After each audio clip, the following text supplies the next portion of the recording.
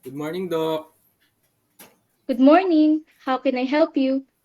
Doc, napapansin ko lang po parang may amoy po yung hininga ko. Kahit ano, nagtututbrush naman po ako ng maayos. Ilang araw mo na pong napapansin to? Mga 2 weeks na rin po. Kahit po mouthwash pero parang hindi po nawawala. Naiintindihan ko. May iba ka pa bang napapansin tulad ng mapait na lasa sa bibig, tuyong bibig o dumudugong gums? Minsan po parang natutuyo po yung bibig ko lalo na po kapag bagong gising. Kumusta naman po yung diet nyo? Mahilig po ba kayo sa kape, alak, o mga maaanghang na pagkain? Opo, mahilig po sa kape, lalo na po sa mga spicy foods. So, posible pong may factors dyan.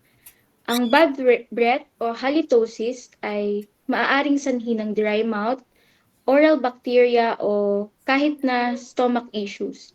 So, kailan po yung last dental cleaning nyo? Matagal na rin po, Doc. Mga 1 year na po.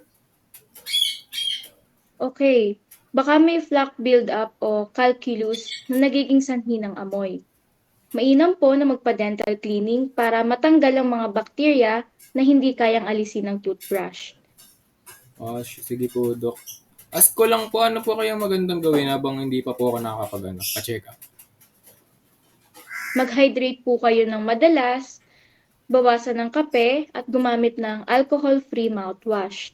Pwede rin po kayong kumain ng crunchy fruits tulad ng apple para makatulong sa natural cleaning ng teeth. Sige po, Doc. Magpapa-cleaning na rin po ako as soon as possible. Maganda po yan. Sabihan nyo na lang po ako kung kailan nyo gustong magpa-appointment. Ingat po. Thank you, Doc. Thank you.